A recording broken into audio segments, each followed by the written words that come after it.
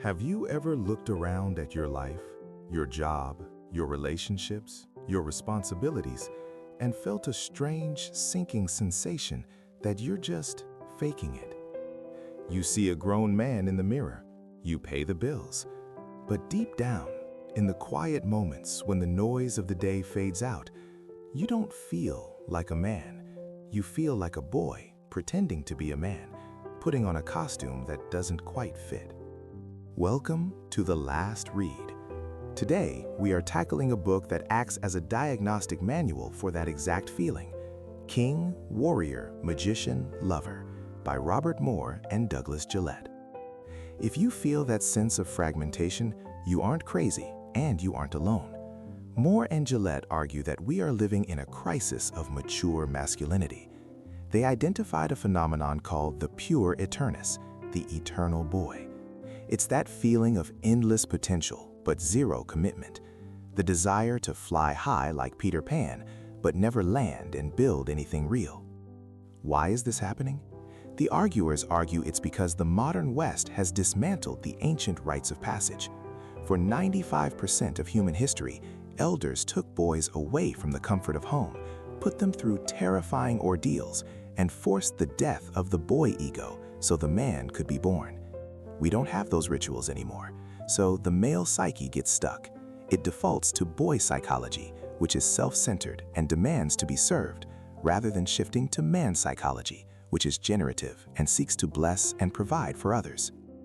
But there is a way out.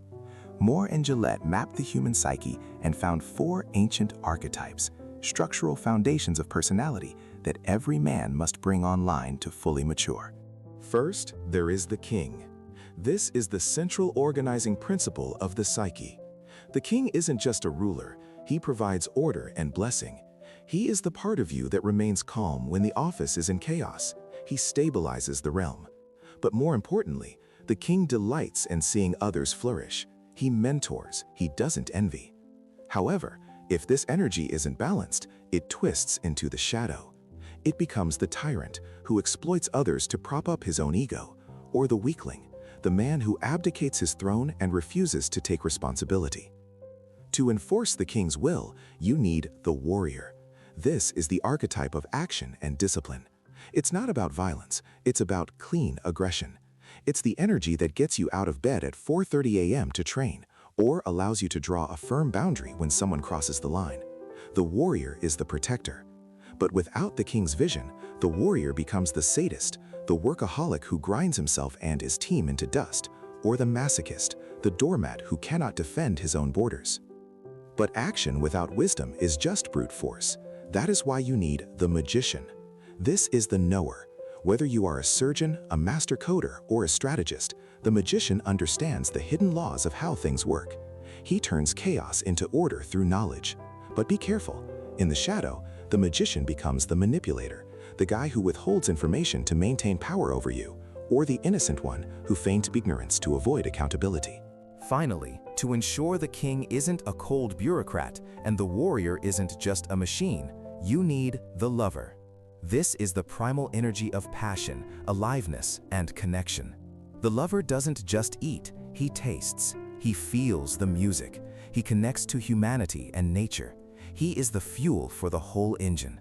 But when this energy runs wild, it becomes the addicted lover, restless, always chasing the next high or the next conquest. Or the impotent lover, where the world turns gray and a man falls into a flat, depressed numbness. Here is the critical takeaway from the book. You cannot just pick one. You are not an RPG character selecting a class. You must be all of them. In a healthy man, the king acts as the chairman of the board. He holds the vision. He deploys the warrior to work, consults the magician for strategy, and listens to the lover to ensure the struggle is worth it. So how do you apply this? You use the name it to tame it technique. When you feel a flash of uncontrollable rage, you stop and say, "That is not me. That is the shadow warrior." When you feel the urge to manipulate a situation, you identify the shadow magician. By naming the shadow, you separate from it, and you can consciously choose to step back into the king energy. We don't have tribal elders to initiate us anymore. No one is coming to tap you on the shoulder and tell you that you are ready. You have to do it yourself. You have to build your own throne, summon your own council, and take responsibility for your own realm. Because if you don't rule your inner world, something else will. If you want to master this blueprint, there is a link to the book in the description. Hit subscribe for more wisdom for your life. Until next time, rule well.